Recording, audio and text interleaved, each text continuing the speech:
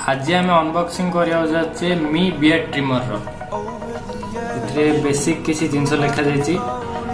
आज यहाँ को मु अमेज़न रे 1400 टकर ऑर्डर करी। यार प्राइस लिखाई 1800 1799 बा 1800। यार बॉक्स कंटेंट किसरा देखिदबा। 1 unit contains beard trimmer, user manual, power cord, trimming comb 2 units, travel pouch 1 unit, cleaning brush 1 unit। Front side रे लिखा है 40 लेंथ सेटिंग्स। बेसिकली एटा कहया गले 40 टा लेंथ साइज रे हमें हेयर को ट्रिम कर पाइबा बा बियर्ड को ट्रिम कर पाइबा।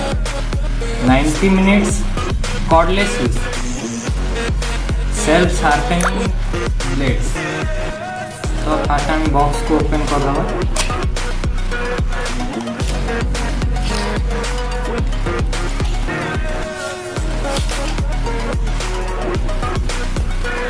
पैकेजिंग बहुत भलो कंडीशन रे अछि।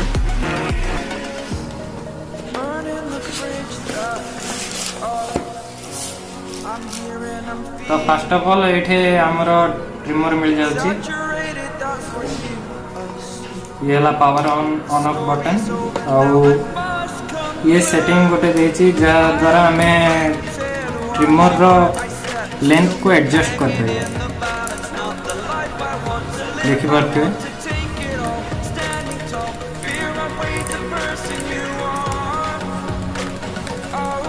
आ कौन बॉक्स कौन अच्छे देखीदबा।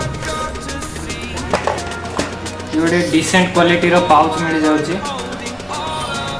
आमे कौन सी ट्रैवल करिया टाइम रे ट्रिमर को आ भितर रखी ट्रैवल करते। तो आउ बॉक्स कंटेंट रे हमें देखिया गले गोटे ब्रश मिल जाउची क्लीन करबा पई।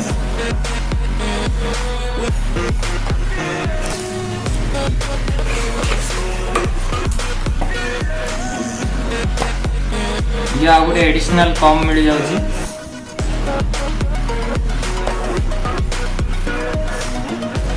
और ये चार्जिंग केबल,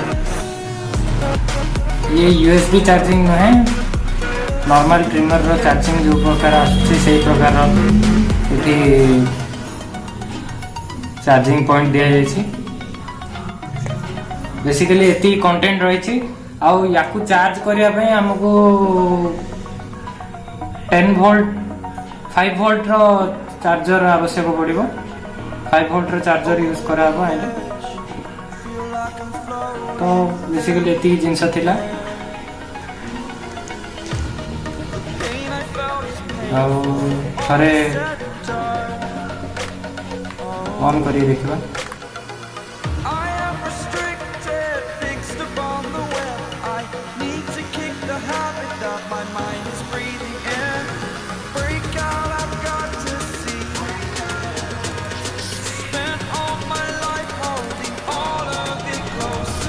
एठी एलईडी लाइट ब्लिंक करे।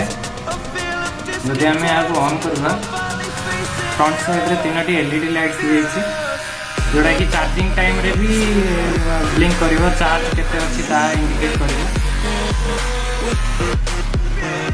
तो मु तो को प्रोफेशनल अनबॉक्सर नै। एटा मो चैनल रे फास्ट अनबॉक्सिंग वीडियो। एटा मोर चैनल तो गेमिंग चैनल बट एटा गोटे अनबॉक्सिंग कर देछि। जदि पसंद आसला तो लाइक कर दबो, नहले डोंट वरी।